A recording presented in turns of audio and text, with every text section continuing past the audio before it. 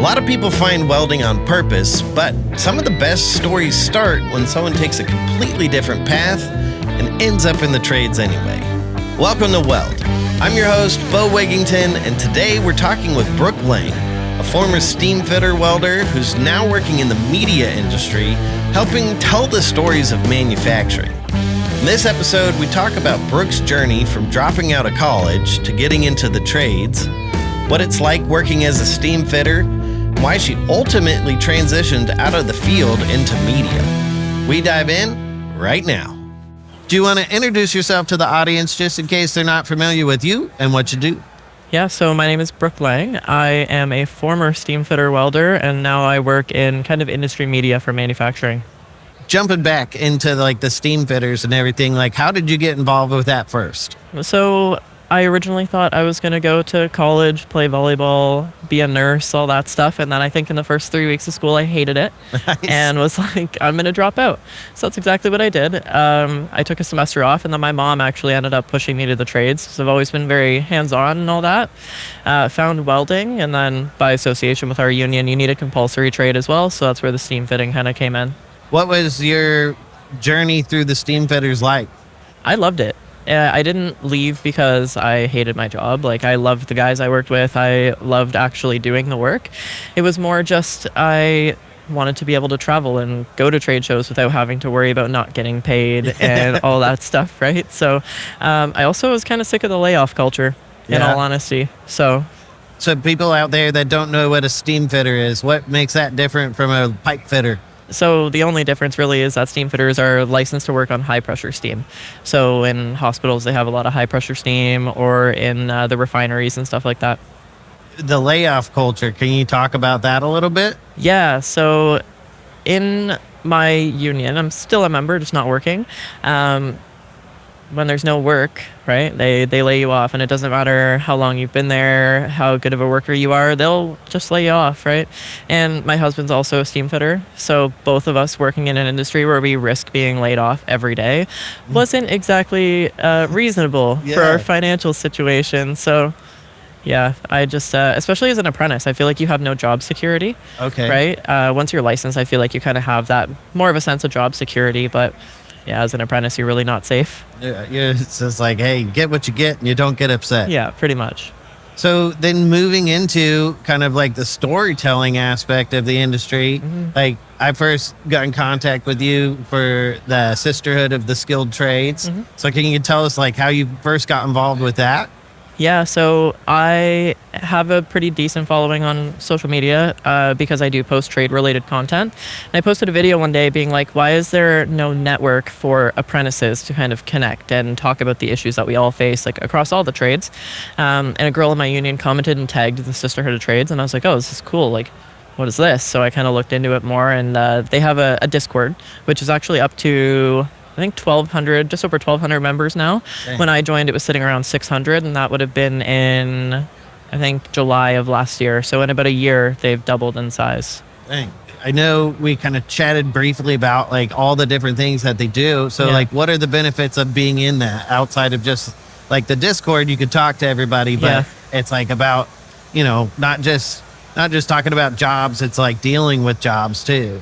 Yeah. So one of my favorite parts about the Sisterhood, because I'm still an active member in the group, they post any scholarships that come up for women in skilled trades or just skilled trades worker in general. You can come there if you're curious about the trades and you kind of are looking for a way to get in. They have a separate verification for people who are curious about the industry to come in and talk to people that are actually boots on the ground working in that industry every day.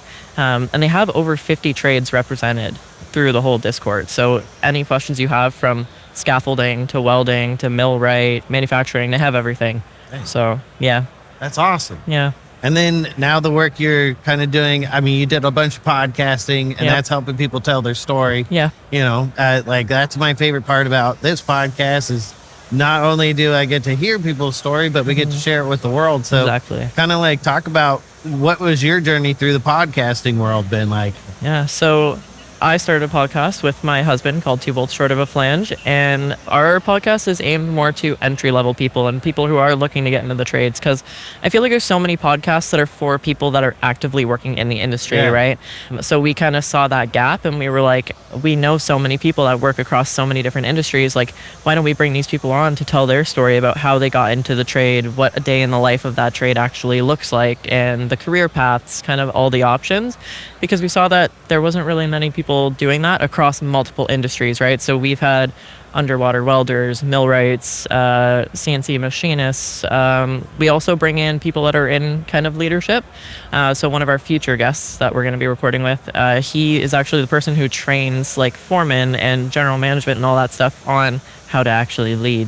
That's kind of cool. thing, right? So yeah, we kind of touch on every aspect of the industry just to show people how many options are truly out there in the trades. And just like telling a story, like me personally getting into the welding industry, you know, I come from media. I come from like entertainment. So like I love making things fun. Yeah. And the welding industry is not the most fun thing ever, you No, know? definitely not.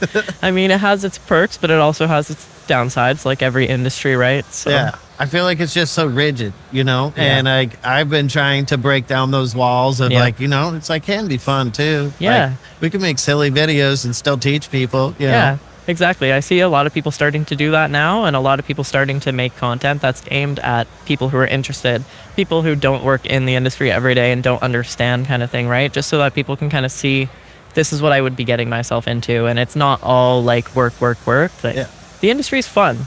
It is. Working in the industry is fun, right? And now that's a big part of what you do. You said you're helping people tell their story. So with these kind of more like rigid brands, you know, how do you break down those walls? So the approach that we take with the manufacturing connector is the human side. We're trying to tell the story of the people working in the shop.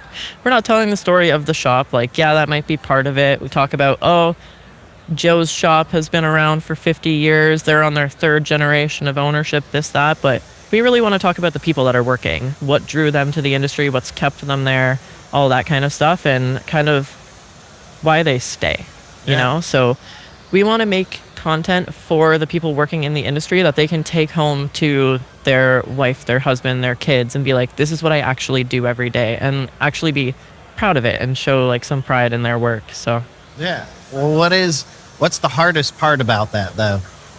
You get the old guys, right? That are like, we don't do it that way. I don't want to be on camera, like this and that. But some of the videos that we've done, we've actually cracked those old guys. You just got to ask the right question, right? And you have to know the people that you're talking to. And we've had a few of those old guys like actually shed a tear or two and like show how proud of their job they actually are. So yeah, it's just all about asking the right questions. That's the hardest part. I mean, making people cry on camera, that takes some skill. Right? You know? Yeah, I agree.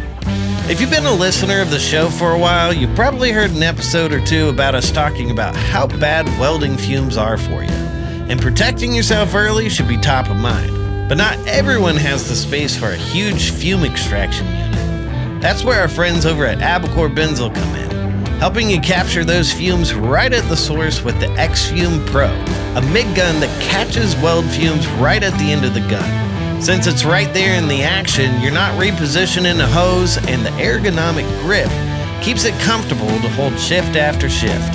It's compatible with pretty much any wire feeder or welding machine using the available connector kits and adapters, so you don't have to worry about getting a whole new setup. If you got a small shop like me, this might be exactly what you need to stay protected. Contact Abacore Benzol to learn more. Now, let's get back to the show. Like with your podcast, like the one that you're running right now, you know, what are your plans with it? Like what is the future of your podcast look like to yourself? Honestly, I think where we're at right now is pretty comfortable. Like if we have people that are in our area, whatever, we'll shoot in person. It's mainly virtual, of course, but we want to be able to get out to trade shows and sit down and just pull people off the floor and be like, tell me your story, tell me about what you do, why you're here, all of that kind of stuff, right? So that is our biggest goal, the next goal. That's I would awesome. say, yeah. Hey, it happened today. Yeah. You know, you just showed up, we shook hands. I was like, oh my gosh, finally, we get to meet in person. Yeah. That's awesome. Yeah. Well, for people that like, you know, they're kind of like nervous for getting into the industry, What advice do you have for those people? The one piece of advice that I give absolutely everybody, whether they're like 10 years in or brand new, is just ask all the questions. You can learn at least one thing from every single person that you talk to, and it might not be of value to you now, but it could be later, right? And no question is a stupid question. If you're thinking it, it's very likely that there's 100 other people that are thinking the same thing, right? So If people want to learn more about your podcast and all the work you do, where do they find you? So LinkedIn is my main platform, Brook Laing. Instagram and TikTok is just, if you look at my last name, Laing, it'll come up. And then our podcast is called Two Bolts Short of a Flange. That's on YouTube and Spotify.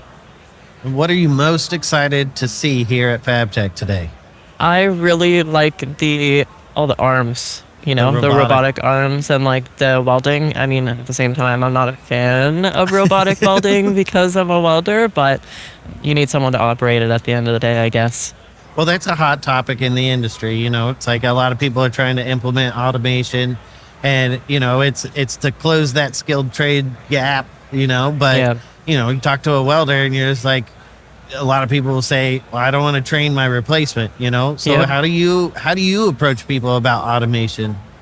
I think on the manufacturing side of things, automation can be very helpful. I mean, it's a lot easier to train like people coming in that are my age, that are in that skills gap, when you kind of gamify it, I guess is the best way to put it. Because we were the generation of like PS5, iPhones, tablets, this and that, right? So if you put a stack of papers in front of my generation, they're gonna want nothing to do with it, right? So I think on that aspect it's good, but in my personal opinion, this might be a hot take, I don't see automation replacing everybody. Yeah. Right? At the end of the day, you need people to control the technology. So And the robot doesn't know when it's doing a bad job. exactly.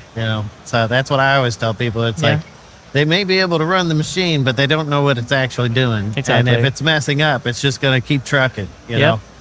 I'm excited to see where it goes, but it is a very difficult topic. It is.